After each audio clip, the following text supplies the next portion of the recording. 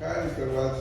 Welcome to Mexico. My name is Pedro Mentado. I am report factor energético. Estamos con Walsh, vicepresidente de la unidad de negocios de redes empresariales de Panduit. Los edificios digitales es uno de los segmentos para descarbonizar las economías. ¿Cómo avanza ese tema y cuáles son los retos que enfrenta? Al final es un segmento muy interesante para descarbonizar. So, very similar to what we chatted about earlier.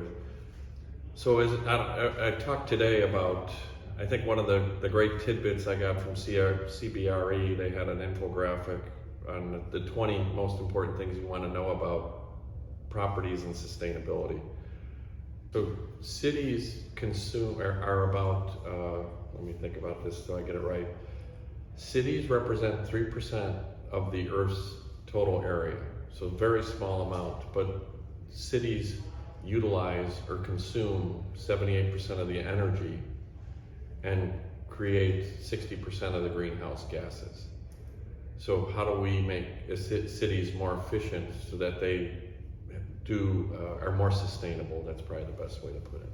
So we have become more sustainable, and in the US and in Europe, there's a lot of pressure being placed on building owners to have reductions every year in their energy usage, to the point they're going to be fined.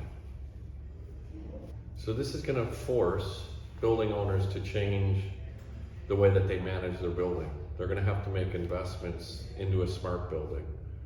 And I chatted about Cisco and what they did in New York City. They did a technology first type of refresh. The goal was to provide a great environment for hybrid work, but the second goal was to make the building more efficient. So from the efficiency side, they are leveraging power over Ethernet. So they did power over Ethernet lighting. They leverage that for their wireless access points, for their cameras, for their building automation controls, and finally for their shades. So they've tried to use as much PoE because it's much more efficient. So then from a building efficiency, so now we're talking energy, but now more efficiency on how to manage the building. They are leveraging the Meraki cameras, so as people come in and out of the building, or the floor, they're counting how many people are on the floor. And then by leveraging the wireless access points in your PC or a phone, they know where all the people are at on the floor. So then they can optimize the environment of the building, raising, lowering temperatures. And also the wireless access points also can provide them temperature, humidity, and air quality. And so by leveraging the technology first solution, they've been able to lower their energy costs by 35 to 40%. So why is that important to myself or to structured cabling? Because they did all the PoE lighting, they did all PoE shades, and the building automation was PoE. That's a lot more structured cabling that would traditionally go into a building or an older building, if you would. Bien, también está el tema de, bueno, esos son los edificios, pero también está el tema de las ciudades inteligentes, donde de alguna manera la infraestructura pues se ve rebasada, lo que es la transmisión y lo que es la distribución, que es clave, ¿no? ¿En qué sentido? Bueno, pues porque digamos que las ciudades se están electrificando, autos eléctricos, edificios inteligentes, bueno, todo el ecosistema de usuarios de teléfonos, cámaras, entonces todo eso está creando una necesidad importante de energía. ¿Cómo se enfrenta ese reto? Bueno, y obviamente pues ahí vienen también las oportunidades de negocio, tiene que ver con la infraestructura.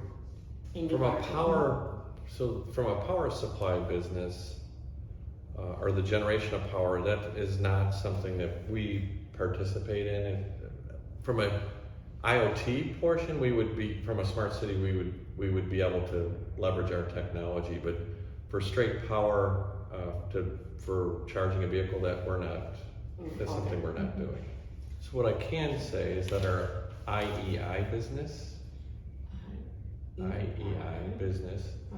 is looking at renewables, alternative energy, and that we are very focused, or that business is very focused at providing solutions for solar fields.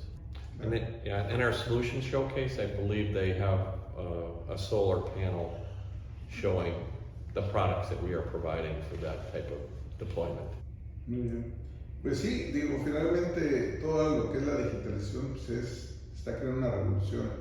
Entonces, pues ya nada más, si me hace favor, este mercado cuánto vale hoy actualmente, cómo se está moviendo, y bueno, pues estas nuevas tendencias pues están acelerando el proceso. Entonces, ¿cómo viene toda esta transformación? So structured cabling is multiple billions of dollars. So it's a big market. Now, I cannot comment on the electrical part of the business. I do not have that data. What I can say is that my market, the enterprise business market, which would be corporate enterprise buildings, typically grows 2 to 3% annually. Panduit has a goal to grow 2 times the market. So my goal would be 4 to 6 versus a market growth of 2 to 3. And actually, it's 1% this year, so it's been lower. Okay. But coming out of COVID, it's been a little lower than traditional. And as I shared today, intelligent or smart buildings has a compound annual growth rate from 2022 to 2029 of about 22%. Muy bien, pues gracias por la entrevista. Estuvimos con Walsh, vicepresidente de la unidad de negocios de redes empresariales Panduit. Thank you. So thank you very much. Thank you, and saying goodbye to his audience. Adios.